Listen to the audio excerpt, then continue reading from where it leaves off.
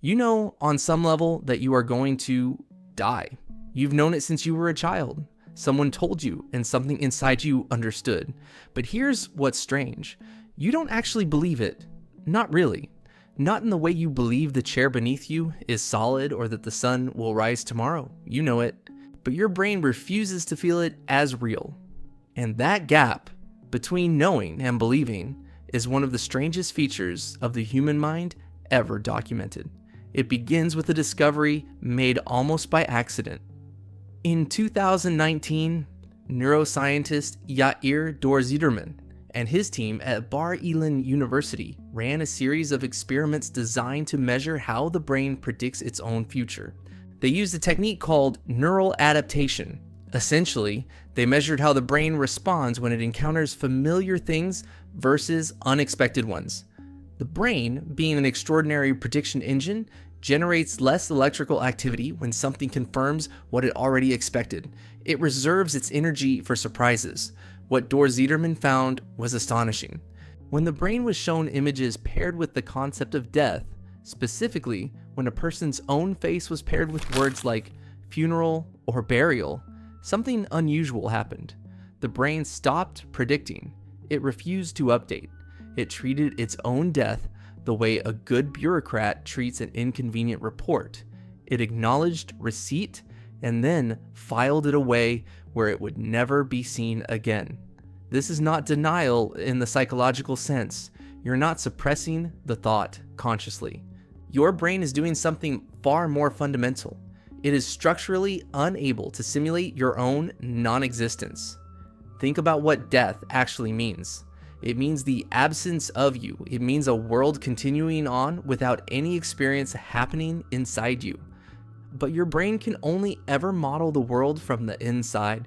Every scenario it runs, every future it imagines, every fear it generates. You are always the observer. You are always there, watching. Ask your brain to picture a world with no you in it, and it quietly, automatically inserts you as the witness. The camera has no off switch.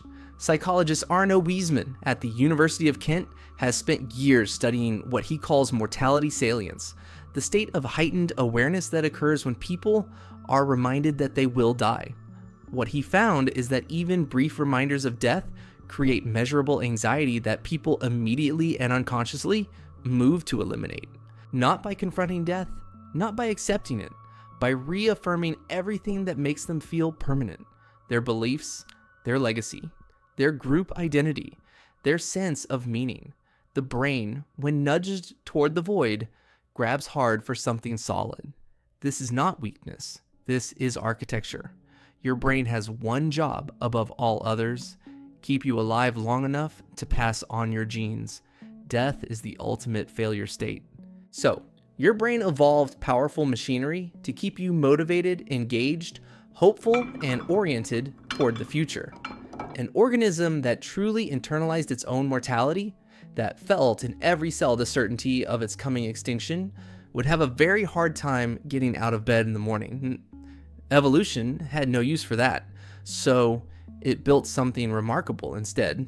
A mind that knows it will die, but cannot truly believe it.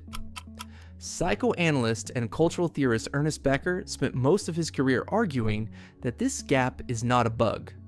It is the engine of civilization itself. In his 1974 Pulitzer Prize-winning work, he proposed that virtually all human activity, art, religion, philosophy, ambition, the drive to build empires and write books and raise children, is fueled by the unconscious need to deny death, to become, in some form, immortal. Every monument ever built, every name carved into stone, every idea passed from teacher to student, these are the brain's workarounds. If you can't stop death, you build something that continues after you, something that whispers your name long after you are gone. You do this without knowing it. Every time you work towards something that will outlast your body, your brain quiets. The terror recedes. You feel for a moment like you matter in a way that death cannot erase. But here is the twist that Dor-Zederman's research reveals. This mechanism that shields you from existential paralysis also distorts your perception of risk. Studies show that people who are reminded of their mortality, who sit just briefly in the awareness that they will die become measurably more reckless. They overestimate how much time they have. They underestimate the probability that bad outcomes will happen to them specifically. They know the statistics. They just don't apply them to themselves. Your brain runs a quiet, continuous calculation. That is the kind of thing that happens to other people. Car accidents, sudden illness, the catastrophic turn that ends a life. Yes, it happens. It happens all the time, and it will happen to everyone you know. But your brain insists without evidence that you are somehow adjacent to all of it rather than inside it. That you are the narrator, not the character the story is about. Neurologist Antonio Damasio has written extensively about the role of the body in creating the sense of a continuous self.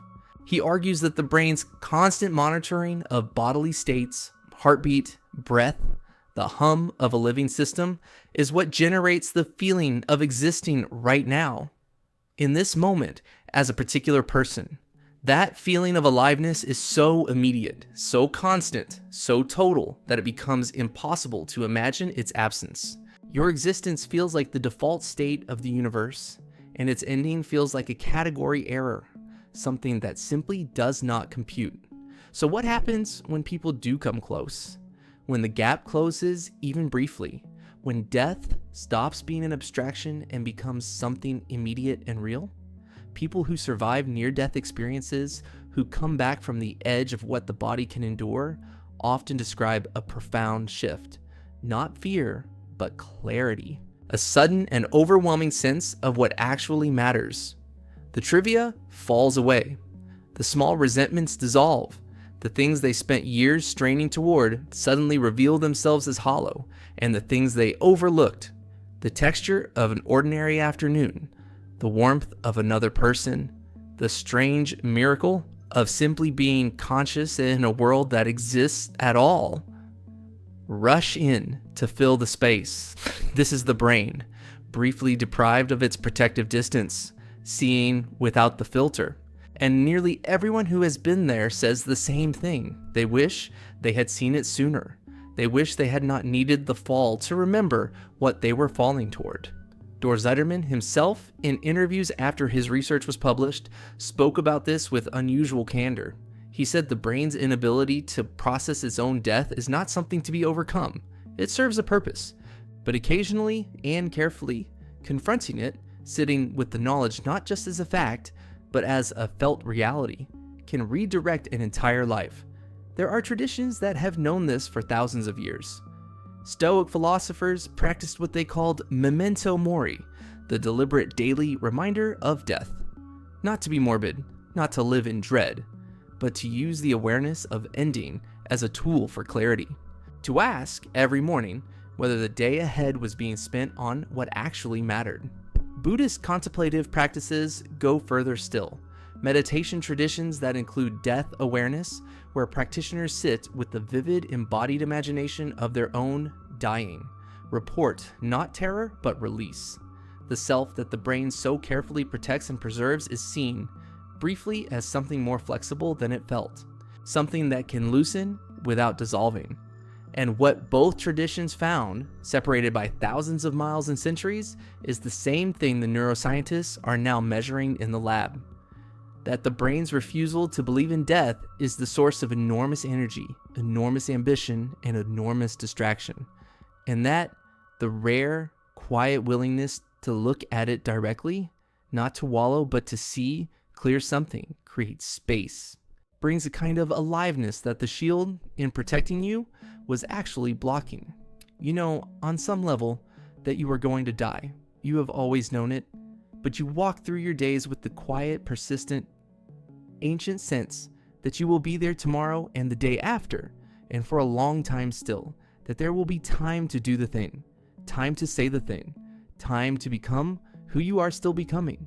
Your brain gives you that gift. It cannot give you anything else. The question is what you do with the time it buys you.